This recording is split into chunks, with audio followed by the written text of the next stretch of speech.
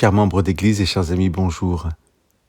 Je vous lirai aujourd'hui les versets 17 et 18 du chapitre 19 du livre du Lévitique. Je suis le Seigneur. Tu ne détesteras pas ton frère dans ton cœur. N'hésite pas à lui faire des reproches, afin de ne pas te charger d'un péché à son égard. Ne te venge pas et ne garde pas rancune contre les membres de ton peuple. Chacun de vous aimera son prochain comme lui-même. Je suis le Seigneur.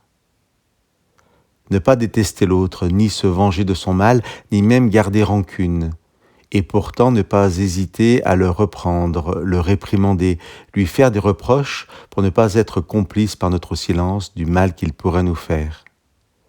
Nous avons parlé dans l'émission 352 de deux types de jugements.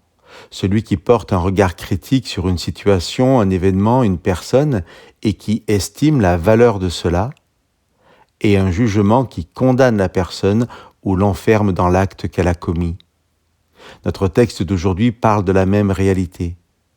Prenons l'exemple d'une personne qui m'aurait insulté. Il est de mon devoir, me dit Dieu, d'exprimer un reproche à cette personne.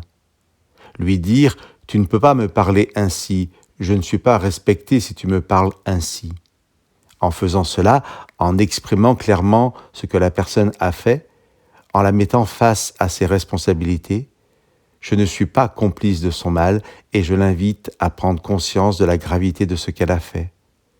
Pour autant, ce texte me dit que je ne dois pas chercher la vengeance. Voici les bases de l'amour du prochain. Savoir appeler le mal par son nom, mais savoir pardonner, ne pas enfermer la personne dans le mal qu'elle a pu faire. Au début du chapitre 8 de l'évangile de Jean, nous avons l'histoire bien connue de la femme adultère.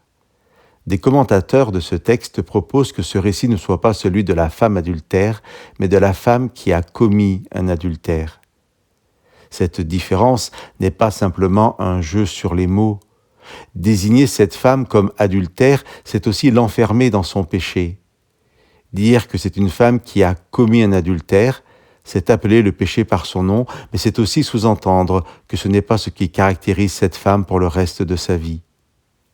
Chers amis, des siècles après cette parole du livre du Lévitique, Jésus dira aux disciples « Je vous donne un commandement nouveau, aimez-vous les uns les autres, comme je vous ai aimés. » Jésus a toujours parlé franchement à ses disciples, sans jamais excuser leur égarement, mais il a aussi toujours prié pour eux, accompagné chacun et pardonné à tous. Chers amis, que Dieu vous bénisse.